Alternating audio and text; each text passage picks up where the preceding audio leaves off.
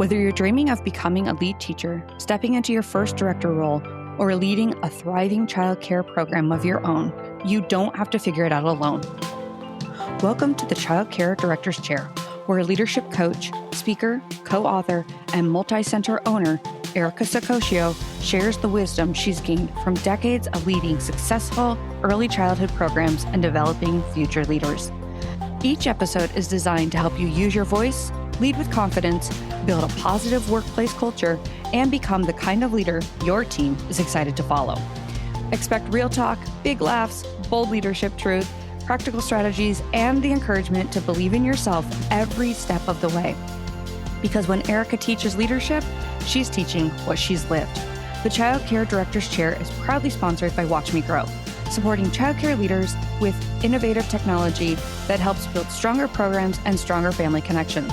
Together, they believe leadership isn't a title, it's an action. Pull up your chair, future leader.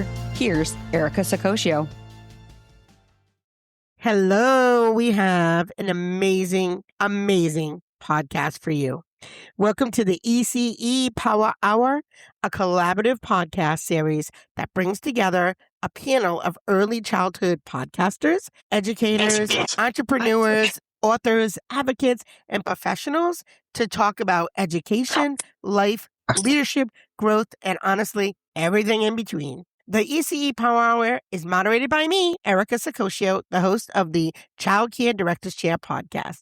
2 years ago, this group came together on the airways as a panel for the very first time. And let me tell you what a difference a couple years makes. Our lives have changed, our careers have grown, our confidence becomes stronger. Some of us have blown the lid off that.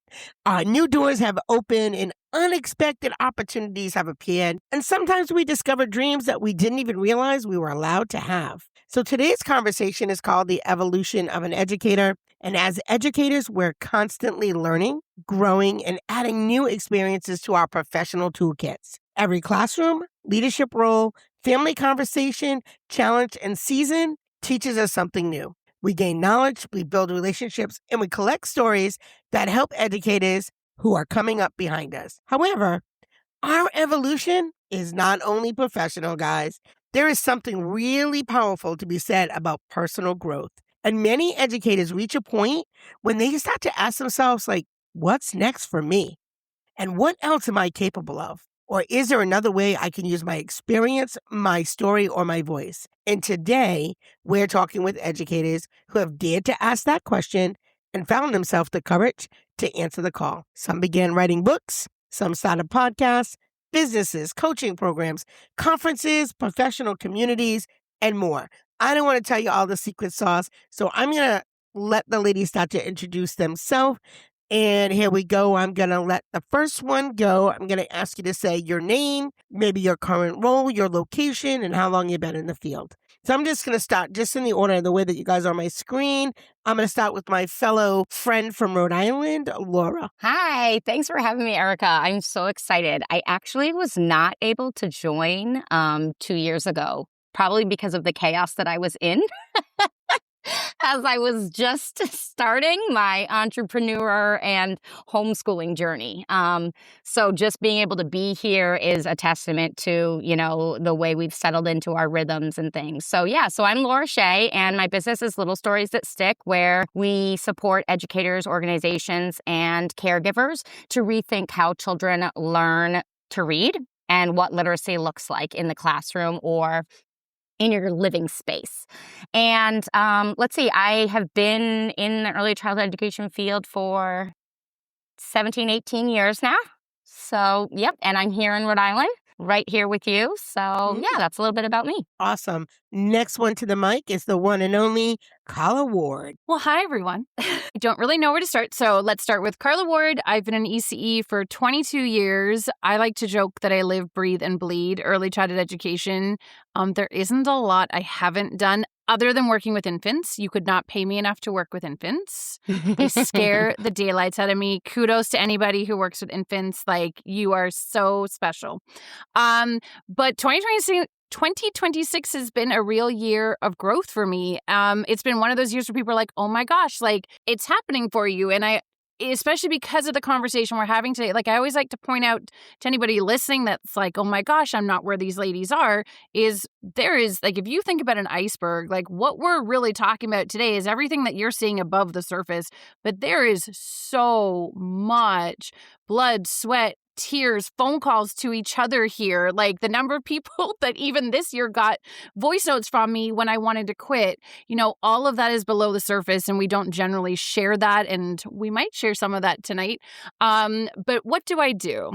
I'm a speaker. I'm a podcaster. I own the Everything ECE podcast, and a new podcast is dropping next month called ECE to CEO because I am straddling two worlds. I straddle the world where I work with educators in the classroom, and then I'm working with educators who don't want to leave the field, who feel committed to early childhood, but no longer want to be in the classroom. So that's a new podcast starting, and I serve that community with consulting, as well as I serve the ECE community with workshops.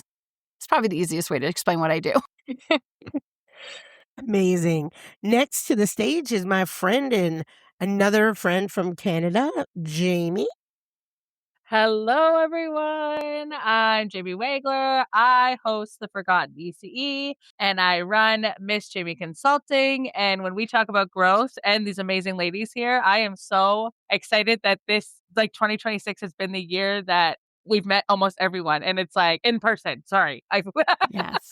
But the connections we've made in 2 years ago to now have been insane. And the falling point of everything, where this is the boiling point where we're like, this is great. This is exactly what I was picturing when I started being a consultant, and the relationships we make and all the advocating for educators, and everyone here is doing incredible work, and everyone listening. It's like, it's not a pipe dream. Like this is happening. If you would have asked 2 years ago if we'd be sitting here now, I'd be like, nah, there's no way. But yeah, so I own Miss Jamie Consulting. I had a huge transition in this year where I quit being a supervisor and I started the business full time. I opened a camp for school agers because school age is my favorite. And then I do some professoring and speaking, and it's like a jack of all trades, but school age is where it's at. So thank you so much. And I'm so excited to be here. All right. Next is my friend Kate from... I don't know, but I think we lost you. Yeah, That's okay. No, you didn't. My mic was muted. So next is, well, I was going to say before I muted my mic, for those of you who don't have your mic muted, please mute it because I'm getting feedback. That's why I muted mine. Next to the mic is my friend Kate. Well, I think the biggest thing I have to say is that there are so many accomplished women that we all run into every single day who don't need more degrees. They don't need more pieces of paper. They just need to be seen. And that is what I do, Authority Without Apology. I am the host of Childcare Conversations, and we love to have conversations with anybody in early childhood, not just the CEOs, not just the teachers, but including the vendors and including the partners and the decision makers at every level, because really what it's about is making better decisions. And so I have been in the industry for, a really, really long time. And before coming into early childhood, when my oldest child was born over 32 years ago, I was a business analyst. And so I liked helping folks who have a passion run their business like a business. And so I am so glad to be here. And it has definitely been a wild 2 years. That is for sure. All right. Next to the mic is the incredible Miss Susie. She loved it so much she disappeared. All right. I'm sure she'll be right back. All right. We're going to head on over to New York with, is it Melissa or Melysa? Melysa. Melysa. It looks so fancy. I want to make it extra. Melysa, to the mic. There's a lot of Melissas in the world, so when I was in middle school, I tried to be a little bit different, and it kind of stuck. Melysa Mei. I'm going to be your example of a pause and transition, because this past year was a bit of a transition for me. Shockingly, changing from pre-K to 3K was really hard. Even though they're only a year different, we all know that there's a huge difference between children entering a public school space at 2 or 3 versus 4 turning 5. And so I have been teaching early childhood for 19 years, been a New York City public school teacher for 9, going on my 10th year. And this past year, I switched to 3K. So I kind of pulled back a bit on my side business stuff because, like I said, it was a transition. Plus, I'm finding a lot of advocacy happening for myself with the transition in administration. So there was a lot that went on just in my daily teaching that, was where I needed to lay my priorities. So, but this is amazing to be back here again with everybody. And I'm hoping to have a nice little revival of everything again. I've had plenty of people asking about the podcast, and I think maybe it'll come back. Well, we would love for you to come back, but we also understand about taking a pause. Every one of us here has taken a pause at some point. So no worries. I think when we do that pause, we get some clarity. So no worries about that. All right. Sueie is back to the mic. Sueie, don't leave us now. Sorry about that. I heard you say my name, and then as soon as that happened, I got cut out. So I'm Sueie Beghin, also from Canada. I have had seen a huge transformation in my business in the last couple of years. I think back to, the last time we met. I didn't even have Sueie Beghin Academy at that time, and now it's my main business. I'm also the owner of a multi-site daycare like you, and my daycare is called Alpha's Discovery Kids. It's in the Greater Toronto area. I have 3 locations. And so what I spend a lot of my time doing these days is training other educators. I do a lot of trainings, speaking engagements. I just had a dream come true. I got notified about a month ago that I was going to be speaking at NACCE conference. And that's something that I always wanted to do. I've never even actually gone there. So I'm excited that I'm actually going to be a speaker there. And new piece of news is, I've kind of been keeping it under wraps, but I'll tell all of you, is I'm working on my 3rd book. So this book is going to be specifically for educators, and it's going to tie in some concepts that I'm really passionate about, STEAM learning and schemas, tying those things together and how they work. So I've been working on resources, consulting, training, speaking, just a whirlwind of fun things I love to do. All right. Next is Avad. No, Hi. Adva. Sorry, Adva. Hi, I'm Adva. Very excited to be here. Thank you, Erica. A lot has changed over the last 2 years. I went back to teaching, now have left teaching, and am pursuing consulting, professional development, and potentially opening up my own preschool at some point soon. So that's exciting. That's in the works. I am the host of Shaping Little Minds podcast. I think a bunch of you have been on it. And yeah, that's really it. I'm taking my business full time. And I'm getting married. Carla's looking at me like, ring. On a side note. Oh yeah, by the way, I'm getting married. Yeah, I'm getting married in November. Well, that answered the question from earlier because somebody asked you countdown days. And I was like, I feel like maybe I should know whatever this countdown day is that they're talking about. But I'm sure I'll figure it out later, or I'll whisper to Erica, what the hell was everybody talking about? So thank you for the, probably the only person in this collective little group that had no idea what was happening in a couple of months. Because I got a lot of crap happening in the next couple of months. So I'm like... All right. Pick a date. Yeah. What date do you want? So, all right. So, for those of you who don't know me, my name is Erica Sacoccio. I have, in the last couple years, done lots of different things and just keep expanding my brand, from starting my own conference, starting a speaking collective group for ECE speakers specifically. I got to speak at PodFest with Jamie. That was a thing on my bucket list. And I would say probably the most exciting thing for me right now is I got 2 new grandkids. So one's little, one's big. And so I'm living that life of Grammy, and it's really exciting. So I will say that's probably at the top of my changes in the last couple of years. All right. So the way we're going to do this, ladies, is I'm going to say a question. And if you want to answer it, just raise your hand. And I know, can you guys all see each other? You can. Okay. So we're going to do it that way. We'll see how it works out. And I'm going to say, let's try to leave enough time for everyone else to talk, because this is a group of chatters.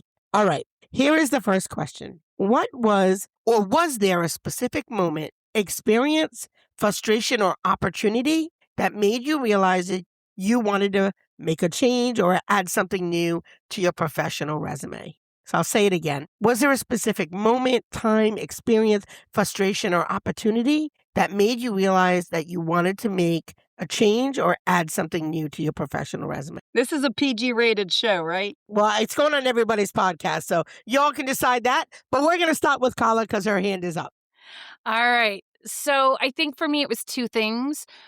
One, I was struggling with trying to figure out how to keep ECEs and ECE because we know that there's a huge exodus of educators. And I was really struggling because I felt like a bit of a hypocrite because I'd left the classroom. So that was kind of one thing I was toying with. And then people started asking me how I did my business, what I was doing. And I launched last year in 2025, I launched something called Audacity, where I was helping people grow their business. And I just realized how much I love helping other people grow their business and make money. Like, I'm a Capricorn. You want to talk money, come talk to me. Like, I can talk about money all day, every day. And I think we have to talk about money more, especially in education.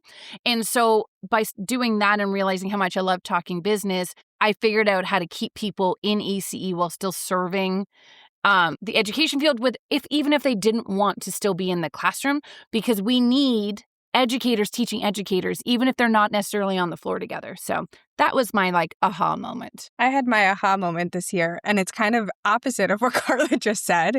My aha moment, because I was messaging Carla about this, was I had pivoted this year in my business, last year actually, to support teachers building brands, building businesses, and I absolutely hated it. And so I decided this summer to pivot once again and go back to my main message, which was helping educators make teaching more sustainable and also helping the preschools behind that. And I have been happier than I have been in a year since that last pivot. So go ahead, Jamie. I've had a few.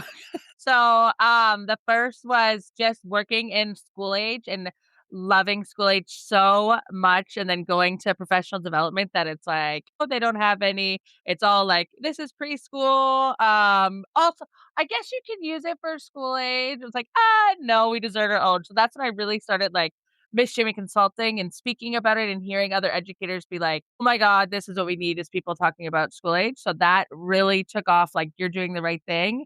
And then in similar to Adva, in this last year before January, I was just getting fed up with being a supervisor and not setting boundaries and working all hours of the night for people who don't really respect or care for you, or had the audacity to say things like, we could just replace you. It's no problem. So then I played that card and I said, okay, replace me.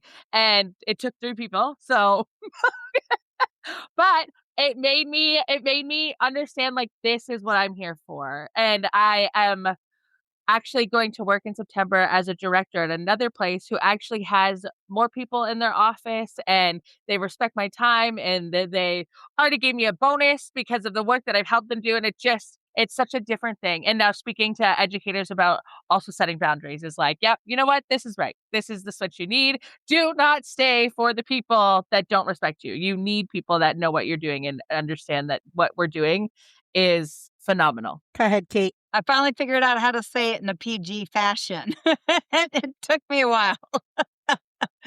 So I have been really excited in 2026 finding the Kate who was here 15 years ago and stopped hiding behind, let's just say number 2, and everything that went with that for 25 years. So it has been a very exciting 2026, and remembering that, we all have something to say, and we can all make a difference, one program at a time, one teacher at a time, one child at a time. I'm going to move on to the next question. When did you first begin asking yourself, what is next for me? Were you excited by the question? Were you afraid of it? Or are you a little bit of both? Go ahead, Kate. It started last October, so October of 2025. Scrolling LinkedIn, my cousin actually sent me a job ad And I had not been actively looking for a job in a long time. And in her mind, it was one of those job postings that it was like somebody looked at my LinkedIn profile and wrote a job based off my LinkedIn profile. And sitting in a room where, kind of like what Jamie said, people respected my opinion. They wanted to hear what I had to say. Really totally flipped my thought process on, there are people out there who want to pay me for what I know at a level I thought I deserved. And although that position and that project didn't end up happening, it definitely got the wheels turning. And so I have been really excited about potential new partnerships that I don't get to talk about yet. But I'm excited to maybe do that next year. Maybe we won't wait 2 years, maybe. If not in 2 years, who knows what's going to happen. But so it's been exciting to have other folks acknowledge that we know what we're doing. And so that's been a lot of fun. Yeah. I'm gonna, although she doesn't have her hand up, I'm gonna ask anyway. Melysa, you switched age groups. So was that by choice? Was that you had to? Like what went behind that? It was so interesting. I couldn't answer this question with a little bit of both. I chose to start doing more because there was nothing out there for what I was looking for. Like in the public school space for a little while, it's getting better in the city schools, but for a little while there was, PDs were not for pre-K.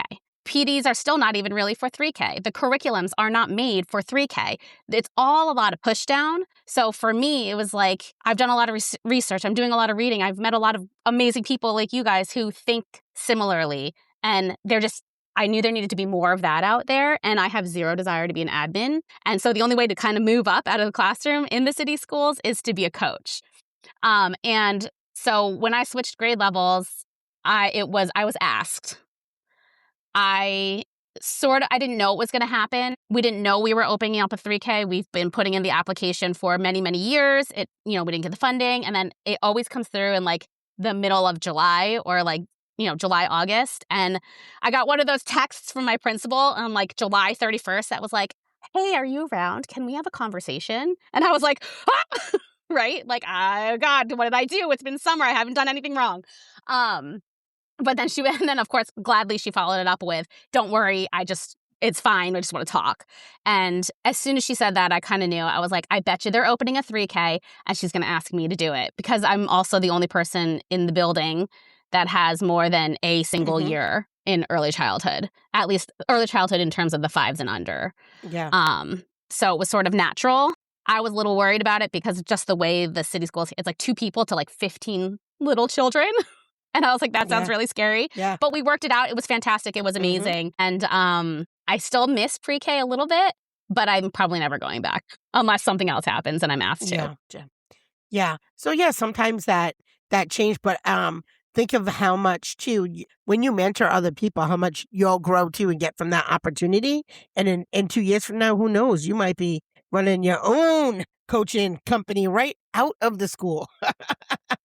Laura, I want to ask you too. So you have really harnessed all of your efforts around, you said, literacy. Talk a little bit about that. I'd love to. So I think the first thought that came to me when I think you kind of said like, what was the moment that had you saying like, what's next for me is really, it was this perfect storm of things. I returned to the classroom after maternity leave, after having my second daughter, post-pandemic, having switched states, districts, ages, program type. So I went from somewhere where I had a huge community that I had mentors and the supportive admin and a fabulous job that I loved with only one child to now 2 children and a half-day pre-K program in a public school with children post-pandemic that were 3 and 4 years old. And I was going home to my own children with nothing, not a thing left to give them. And so it really became evident that this wasn't sustainable. It wasn't going to be sustainable for me and the kids. And obviously, I was the breadwinner at the time. You can't just like step away. So I kind of started to think about like, what are my options? What can I do? And that's when I kind of dove into what is my favorite thing? What do I love to do with the kids? And it's storytelling. And I'm just like a natural storyteller. I'm a talker. Like, that's what I do. That's what I do to grab my children's attention, my students. So I just kind of leaned into that and the practice that I learned from Vivian Paley. And as soon as I started sharing about it and speaking about it and meeting this kind of ECE play-based interweb world that I never knew of because I had my own community previously. I didn't have to look outside of my bubble because I had people. But when I didn't have community, I had to start looking. And I realized how many people didn't know about this practice that is so incredible. So that's how I started building out my business around this. And slowly, of course, over the years, as we all do, we figure out like what works, what doesn't, what really resonates. And it slowly built from, what was just, I'm going to teach about this one practice, storytelling, story acting, and really get this message across as I went all in on homeschooling my children, and I started to use my knowledge of how children learn to read, and I was supporting my own son in learning to read, and this experience, it just kind of naturally led itself to, how do I do this? What's my framework for how I support a child in a child-directed, play-based way to support them in developing their foundational literacy skills to be a successful reader and writer that has the confidence that I think many neurodivergent boys don't get the opportunity to have when they're in a kindergarten that's using a lot of the programs that they're using right now, which can be great for some kids, but super detrimental for others. So it was like through that, my experience with my son, having to find my own community, and then just slowly over time, throwing the spaghetti at the wall and seeing what sticks, seeing what resonates, seeing what the educators or, now in the homeschooling field, like what keeps coming back? What are the questions that they keep having? And then just kind of continuing to fine tune how to synthesize all the information that I had in a way that was digestible. Yeah. And congratulations on your speaking, because I see you everywhere. I see you at all the New England conferences. So congratulations. Thank you. It seems to be a topic that people are very interested in. All right, yes, guys. I am fortunate in that. Yes. So next question, we're going to throw it out there like spaghetti. How has your identity as an educator changed over the years? Do you still define yourself by your original role, or has your understanding of what it means to be an educator expanded? Anybody want to take that one? How has your identity as an educator changed over years? Melysa. Mine's changed quite a bit, because in my 19 years, only half of that has been in the public school. But part of what I feel like I've been lucky about, which I didn't realize in the first half with the second half, was that most of my positions and even my graduate learning has all been play-based.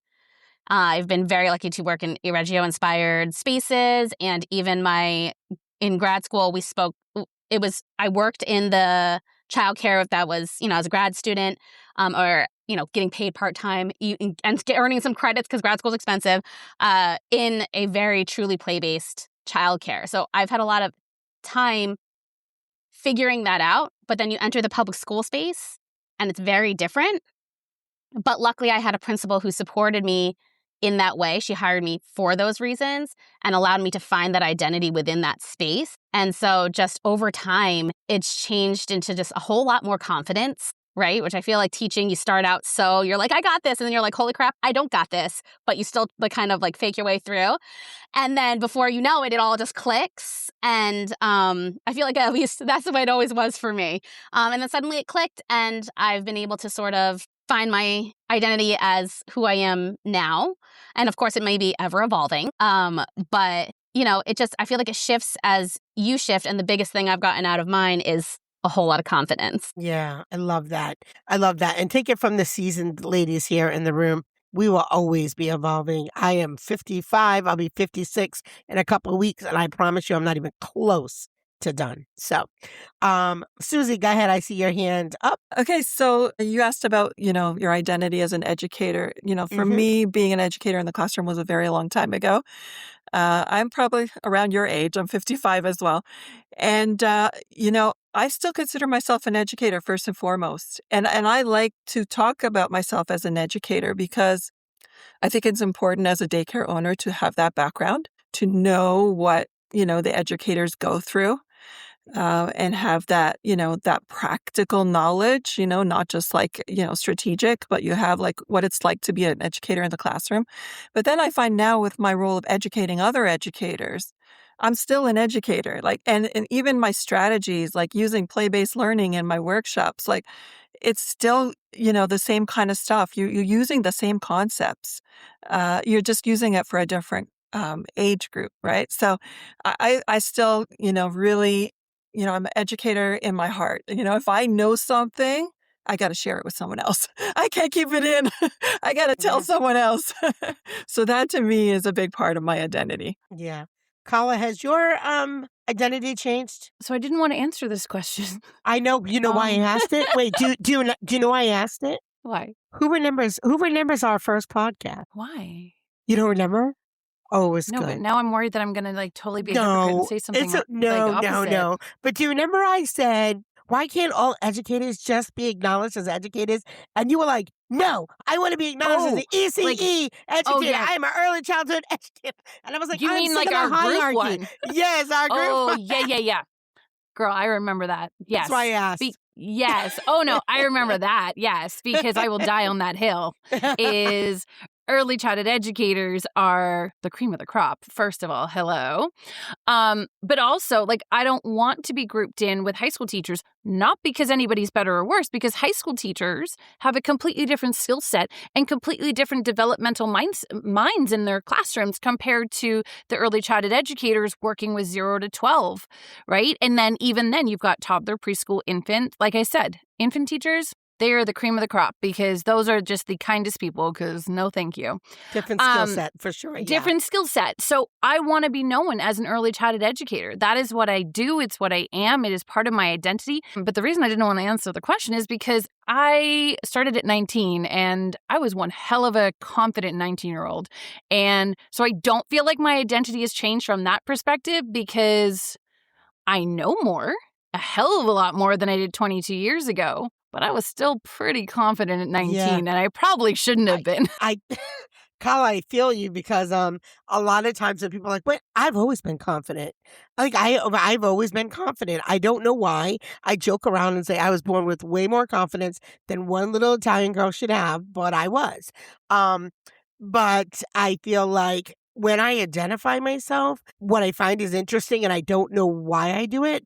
When I introduce I will say I'm a child care director. Even though I own the school, I don't lead with I just don't. And I don't know if it has to do with humility. And I don't really know why I do it, but that's where I identify, even though I sign the checks. I don't know if it's my comfort level, if it's just where I'm so connected, or maybe because I just know that to me in all of my roles, being the director was the hardest job because you were in between the parents, the teachers, the board, the community. Like you were serving so many people, but that was just my experience. So I still identify myself as a child care director, even though I own the school. So I don't know that it's changed from my original role. I think it stayed. I don't know if it's the place I love or what, but anybody else want to answer that? Your identity you feel has changed? Go ahead, Jamie. No, I just, you talking about it was like, oh, you know what? It actually has. I think that I mean, I still identify as educator, but being a supervisor for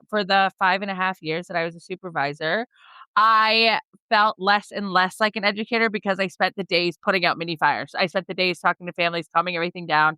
And when I was supposed to be doing some of the other stuff that I wouldn't have to stay late to do, I would want to be with the children. I was missing being with the children. And I think that was a huge part of why I opened the camp just for you with my partner, was because I missed being on the floor with the kids. I preach about school age. I talk about how wonderful it is. And I wanted to have that feeling and that spark back where it's like, this is why it's wonderful. This is why I consider myself an expert in school age, is because I'm there on the floor and I'm trying these things and not just It's like, oh yeah, you know what? Your school agers, here's this iceberg. This is what they're showing. It's like, no, I'm in it. I understand the kids that are talking back. I understand that. So I think it's really changed from like feeling like an educator, then not feeling like an educator, and then intentionally going back to feel like an educator so I that love I it. could that's where the spark is for me. That's where I I'm love like, that. this is it. And I just want to say, in this group here, can you just do a shout out if you started in school age or you've done school age? How many here? 1, 2, 3, 4 school age chicks in the house for sure. It's where I started. I love school age. I said to my sister after 7 years of being in pre-K, hey, I think this year I'm going to school age. And she's like, yeah? I said, yeah. And I'm not asking. I'm telling. I'm going to school age. I love school age. Yeah. I did a year in preschool, and Laura, you talking about how you were so burnt out, and then coming home and not having anything left for your kids. I only had one kid at home, and I was like, TMI, I was like, I need to get pregnant. I need to go back on mat leave because I cannot handle the preschoolers. And I love directing at a center that has preschoolers where I can go in and out, but being with them all day, I was like, I was begging my boss, please just put me back in school age. I will never ask for anything again. I don't want to be a preschool teacher. Pre-K, but school age definitely where I started. My heart is there with yours too, Jamie. All right, here's the next question. Once you had an idea for your next chapter, what was the first real step that you took to move that idea into actual action? Because for the people that are just listening, yeah, I want to do blank. That doesn't happen unless you do some like execution. So, Carla, go ahead. And then I'll come Don't back to ask you. anybody if they think it's a good idea. Yeah, no. Like, oh my gosh, No. do not ask anybody. If you want to do something, if you're like, hey, I think this is a great idea, for God's sakes, don't tell anybody else. Just do it. Amen. That's my 5 cents. Amen. Okay, Yvonne. I have to go along with Carla because I asked too many people and I shouldn't have. And that's what stopped me from actually going for what I wanted to go for. I think the biggest step that I took to make it real is starting my podcast and just showing up. Go ahead, Laura. I took the sage advice of Carla.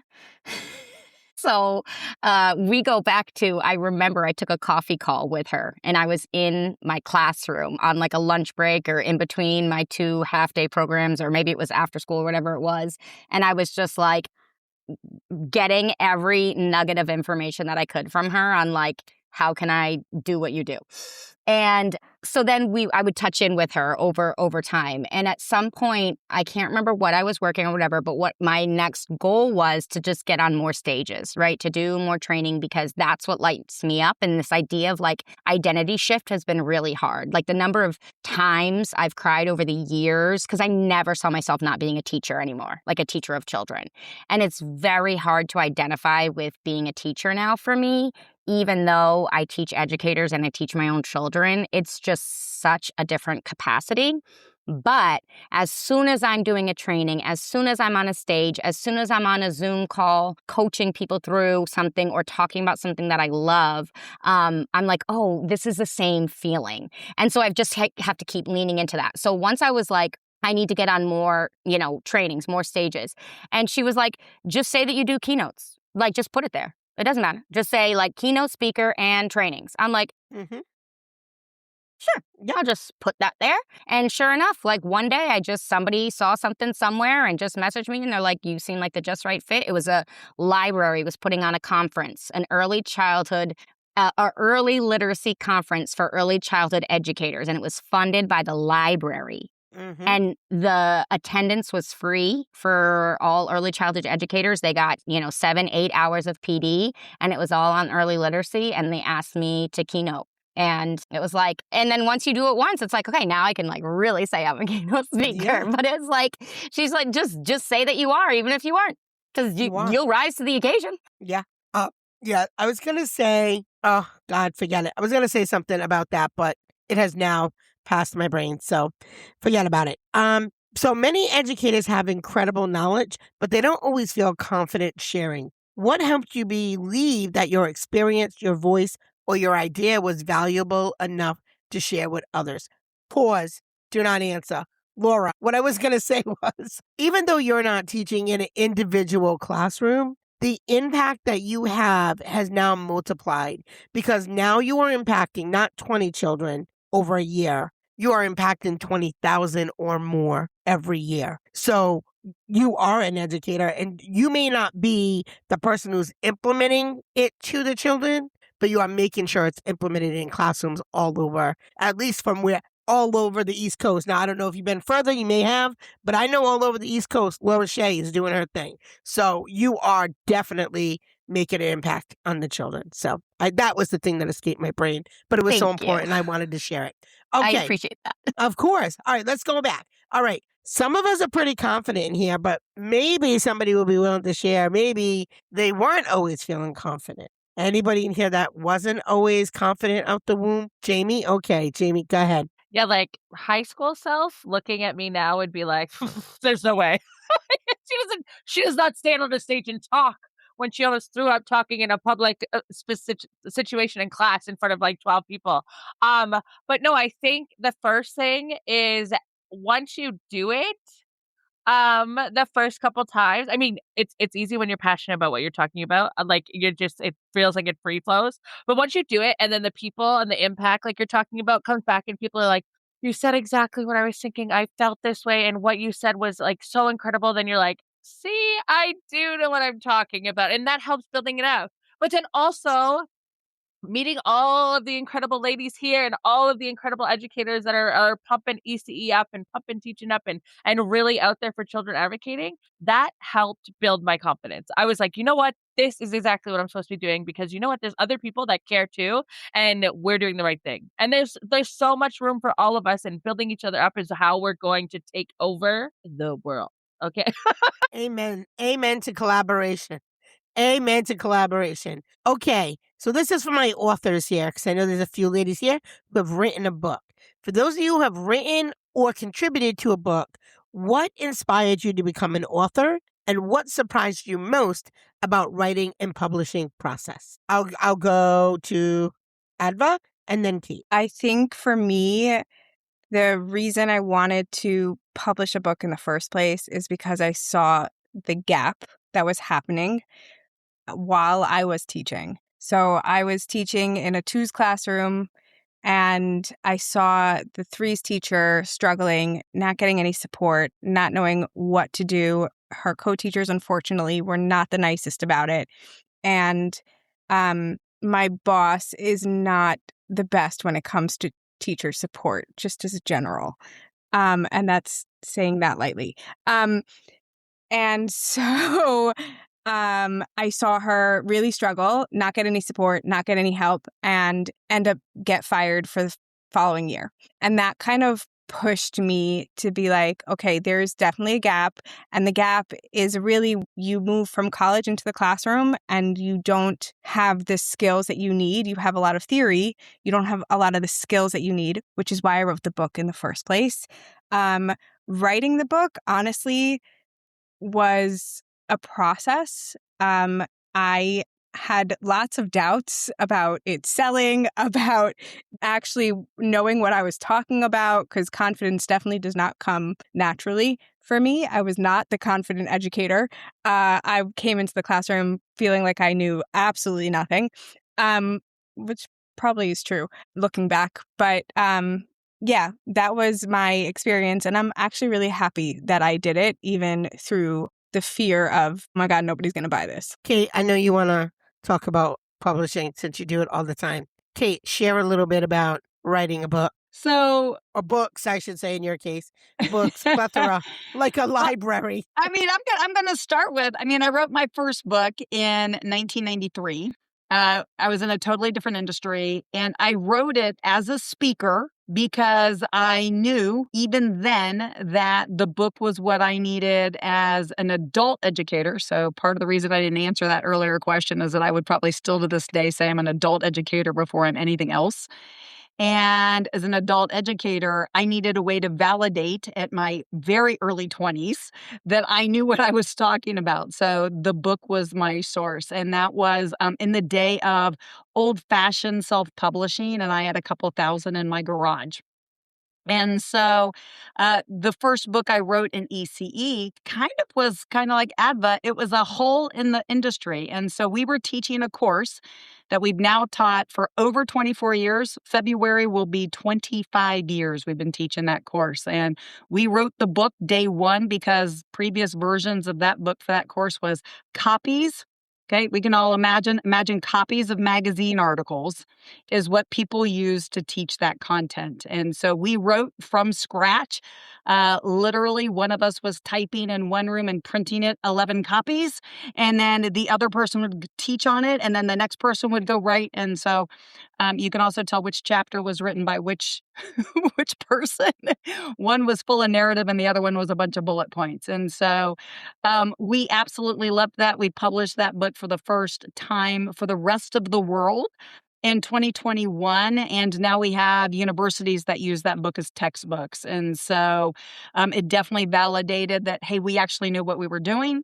And now we have 11 books in the industry in running your business like a business. So, Susie, I know you want to talk since you did 3 books. Talk about your books. Talk about your experience. Yeah, I want to talk more about the experience. So when I started writing originally, I was writing blogs. So I was writing blogs for my website. And then I realized, you know what? These blogs can come together like chapters in a book. And I'm telling you that everyone here around this room has a book in them. Everybody has something. If you're teaching, you're using, words, so you can definitely put those words on paper and publish them. And it lends so much credibility to you when you have that behind you, especially when you're a speaker or anything like that. You have something that shows, you know what you're talking about. It gives some credibility. But my first book, I didn't actually intend for it to go anywhere. I was writing it for my parents. So the parents at my daycare, I was writing them a book. And that's what my first book was, is I was just telling them, hey, this is what we do here, and you can do the same thing at home. And then it just kind of snowballed from there. And actually, that first book was the reason I'm doing what I'm doing now, because I would have never gone down this road of all the things I'm currently doing if it wasn't for that first one. So I would say, like anybody, just, if you can write a blog, which is just like, a couple of pages, it's a couple of pages at a time. And slowly it turns into a book. And then you start to see how it all fits together. But by any means, this is not an easy thing to do. Like sometimes you think, oh my God, what am I going to write about? Or am I even writing something someone's going to read or care about? Right? So there's a lot of doubt that comes in when you're doing it. But, you feel so good when it's done. Like you just look at it and go, wow, I can't believe I did that. And somebody else is reading that thing. Like somebody else has that in their house. Like it's an amazing feeling. And I really recommend that everybody try it. Carla, do you have a book? Not yet. We're Breaking waiting the Praise for it. Loop will be out at some point before I die. We're waiting. I wrote 3 and I scrapped 2. 1 is ready to go. So Oh, mine there will you be go. out soon. Mine will be out soon. Okay, so let's talk about the thing we all love so much. The P word. The P word podcast. P word podcast. Thank God. Let's talk about I was like, no, podcast. I don't think I want to know which P word you're talking about. The big P word is podcast. I love podcast. We all love podcasts. All right, so I'm going to give everybody an opportunity to talk on this one. I'm going to say, let's tell the listening audience if they've been thinking about starting a podcast but haven't, why they should. We're going to do this like lightning round style. We're going to start right in the top. Laura, why should somebody start a podcast? My reason was I got to have intellectual conversations with other adults about things that I like. Because I good one. homeschool, I'm home with my children. My husband is not in the ECE, and nobody that I am friends with is. So I can't nerd out on any of this with anybody. So literally, I don't care if anybody listens to my podcast because I get to have guests on and pick their brain and vice versa. And even if not, I get to just like brain dump whatever I'm thinking of or whatever I'm working through. So for me, and if you're craving kind of that like connection to other people that are in similar experiences as you, or even not, it's a great way, to hold yourself accountable to having these conversations. Amen. Carla, why should somebody start a podcast? Because people deserve to hear what you say, and you can help somebody that's struggling. I think I said it backwards the first time, but you can help somebody struggling in the classroom because you've experienced something that they may have had, and You deserve to have your voice valued and heard. Okay, And I know a great course. I do too.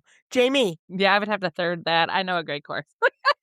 But honestly, it helps build your confidence and it helps break apart that imposter syndrome that some of us feel like when we're thinking about doing it and we're like, I don't know. There's actually people that are going to listen to you and they're looking for you to motivate them. They're looking to you to fill their cup and be that person that they can be like, oh my God, you get it. So that just do it. Don't think, just do it. Kate. So I'm going to say this to the people who I know are listening who listen to my podcast. So as an owner or as a director, start a podcast that is micro and specific, local to your community, to what you do, and make it something that your parents want to share with their friends about raising children or whatever your specialty might be. It might be about connecting your community, but don't think about it having to go to 125 countries or you're trying to be an expert.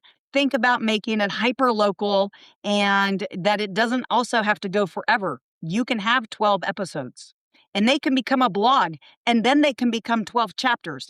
I'm just saying. All right, Melysa. I say it's really similarly. I found that I love doing the podcast and I love still having it, whether I've been doing it or not recently, was a lot of the parents before they came into my classroom were listening to it. So it helped really create those relationships. So not just the relationships with the parents that were coming in, but the relationships with the people that I got to speak to. And also like Laura, it was a really great way to brain dump. And it felt really, really good. Adva. I started to reach more teachers and to help them inside of the classroom. That was like my biggest goal because at the time I didn't have an audience of any sort or a community of any sort for that matter. And so I just wanted to reach people. Susie. For me, it's a learning experience for myself, honestly. I don't even care if anybody listens to it. I'm learning a lot through my podcast. Like, I have all these guests that come on from all over the world. Like, I had somebody from Finland. Like, I just have, England, like, just everywhere around the world. And if I didn't have a podcast, these people wouldn't want to talk to me. So I feel like it's an opportunity to talk to people all around the world and you learn from them and you get better at what you do from what you learn from other people. And so that's just and I love your advice, Kate, about make it local. That's such a good advice. Like, don't worry about who's listening. Just make it something that you really love and it'll take off. You guys are all so cute and so sweet. I want to chime in on this one because I love podcasts. I am not the modest one. I want to be the Joe Rogan of ECE podcast. I want to have the most episodes, the most guests. I love people. I love hearing their stories and going to what Susie said. Yesterday morning, I started my day in Dubai. From there, I went to Texas. From there, I went to California. From there, I was in, Atlanta. Like, where else does that happen? That you could talk to people literally in 10 different time zones in 4 hours. It doesn't happen anywhere else but in podcasting. So I'm going to say to you, start the darn podcast. That's my take. All right. As we start to wrap up here, let me ask you this. Growing your business. For those of you who started a business or consultant practice or coaching, membership, any of those things, professional services, what was the problem you were trying to solve for the educator? So what was the problem, right? We didn't just start this business and going, yeah, I think I don't want to work for anybody and I'm going to just be my own boss. Although that's some of it. But we're solving a problem. So we'll go again. I'm going to give this to everyone. I'm going to start at the bottom this time. Susie, what problem are you solving for educators? Time. I think time crunch, right? Educators are super busy and they don't have time throughout their day to even think about what they're doing. So, I'm giving them ideas. I'm giving them strategies and tips and things like that so that they don't have to spend hours of their own personal time doing things. Like they can, feel confident that they've got this in the time allotted for work time, right? They don't have to live 24 hours a day doing their job, right? They can do it in the 8 hours a day. Okay, Adva. I want to help teachers make teaching more sustainable in whatever way possible. After this past year, being in the classroom, trying to run a business, honestly, I just want to help teachers, same like Susie, save time, save their energy, be able to show up in their life outside of the classroom. Melysa. I do it to push play, help teachers honor children because no matter what setting you work in, you can still honor the child. It may be through play, maybe through something else, but it's about children first, and especially in those settings where children are not always thought of first, where play doesn't usually exist. Yes, love it. Kate. Helping educators who have found themselves being great educators so well that they got promoted, but nobody gave them the skills. And so I'm here to give those awesome educators who are now in leadership the skills they need to do that job really, really well. Jamie. To remind people and inform people who might not know that children don't actually stop being children when they turn 6, and that school age is a full profession, and that the people that work in our school age groups are professionals. That's the one and only right now. Amen. Carla. To enjoy their environments more and have better connections with children so they actually like the children that they're working with and have better connections and enjoy showing up every day for the educators and then for the business owners to make money and to have balance in their life so they're not working 24/7. Laura. I think I'm really honing in on this right now, and the main problem I'm trying to solve is for those educators that really believe in play, but they don't always know how to recognize the learning that's happening. They don't always know the just right next thing to do, and they don't know how to always explain back to families, admin, colleagues, or the top-down mandates that are coming with the developmentally inappropriate expectations. They don't necessarily have the language or the confidence to explain why they do what they do. Okay. Did I get everybody? I got everybody. Okay. So I think this might be close to our last question. What would you say to somebody who has been waiting? Maybe they have an idea, they have a dream, a book, a podcast, a business, something like that, or a message inside of them, but still waiting for permission. What would you guys tell them? We'll start right at the top again, Laura. You're never going to get it. It's going to give you permission.